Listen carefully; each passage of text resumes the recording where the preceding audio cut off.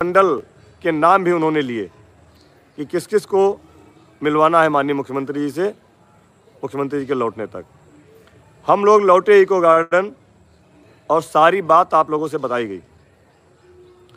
सारी बात बताने के बाद एक निर्णय ये हुआ, क्योंकि उस समय तक हम लोगों को ये जानकारी हो रही थी कि माननीय मुख्यमंत्री जी दूसरे दिन 6 तारीख को लखनऊ शायद आ जाएं। तो आप लोगों के विचार विमर्श लेकर के आदरणीय अध्यक्ष जी ने यह ऐलान किया, जब तक मुख्यमंत्री जी से मुलाकात नहीं होगी तब तक हम लोग इको गार्डन बैठेंगे। आप सबने समर्थन दिया और प्रांतीय कार्यकारिणी ने यह निर्णय लिया कि हम लोग रात को यहीं रुकेंगे और कल पुनः 10 बजे से धरना शुरू किया जाएगा। उसके बाद बारिश हो रही थी, बारिश में ही राष्ट्रगान के बाद उस दिन के धरने के समापन की घोषणा की गई। अगले दिन की तैयारी थी। एक सभी लोगों से मिल करके लगातार आदरणीय अध्यक्ष जी, मैं, प्रदेश संगठन मंत्री श्री राम द्विवेदी जी भी हमारे साथ वार्ता में थे, मैं नाम भूल रहा था, द्विवेदी जी, विनोद वर्मा, वसीम अहमद, सारे लोग पूरे मैदान में घूम घूम कर आप सबसे हालचाल ले रहे थे। और 7:15 बजे के आसपास मैं TV 9 के डिबेट में मैं गया और अध्यक्ष जी और कोषाध्यक्ष जी, लखनऊ जिले के साथी और तमाम पदाधिकारी मैदान में ही थे।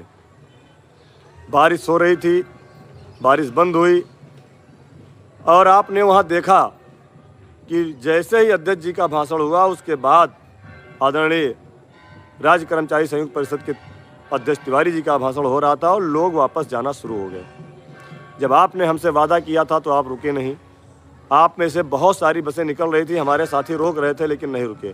फिर भी मैं धन्यवाद दूंगा उन अपने 30 से 40 हज़ार शिक्षा मित्रों का जो उन लोगों के जाने के बाद भी विचलित नहीं हुए और वह जो है इको गार्डन में ही रुके रहे। मैं उन सभी जाबाज भाइयों बहनों को सलाम करता हूं, प्रणाम करता हूं कि आपने अपनी बात को कायम रखते हुए लखनऊ नहीं छोड़ा। उसके बाद रात में आपने देखा कि प्रशासन ने यह कहा कि आप लोग रात में यहाँ से कहीं दूसरी जगह चले जाइए, सुबह जब 6 बजे ताला खुलेगा तो आप लोग पुनः आ जाइएगा। ये व्यवस्था हो रही थी। ये हुआ कि खाना बन रहा है, खा लिया जाए, उसके बाद लोग जाएंगे। लेकिन शायद आप सबको नहीं पता है, हमारे लगातार पदाधिकारियों को पता है, जितने भी पदाधिकारी थे, कि वहाँ पर हमारे कुछ साथियों द्वारा कुछ ऐसा किया गया जिसकी वजह से प्रशासन के लोग उनसे नाराज़ हुए, ना कि शिक्षा मित्रों से नाराज़ हुए। और उन्हीं की वजह से कहा कि आप सारे लोग इको गार्डन के बाहर जाइए, सुबह आइएगा। हम लोग गए, अध्यक्ष जी थे, सारे लोग थे, समझाते रहे।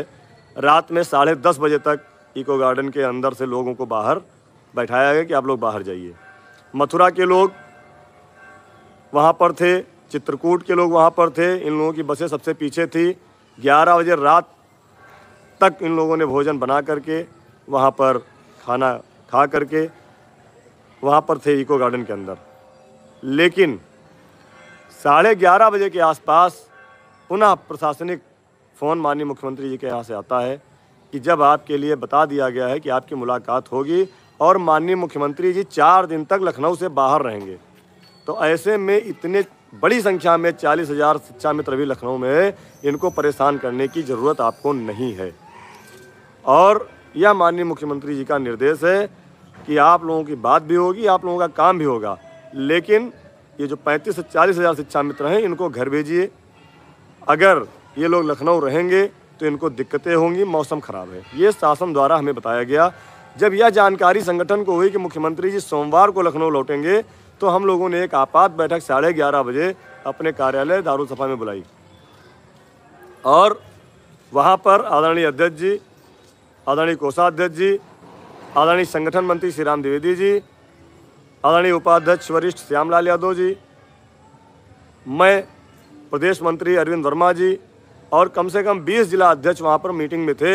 आधे घंटे विचार विमर्श करके निर्णय ले करके यह निर्णय लिया गया कि सरकार जो बात कह रही है उसको मानना चाहिए, क्योंकि पहले भी हम 2-3 बात ना मान करके अपने साथियों का नुकसान करा चुके हैं। चाहे वो टीटी के मामले में हो, सरकार की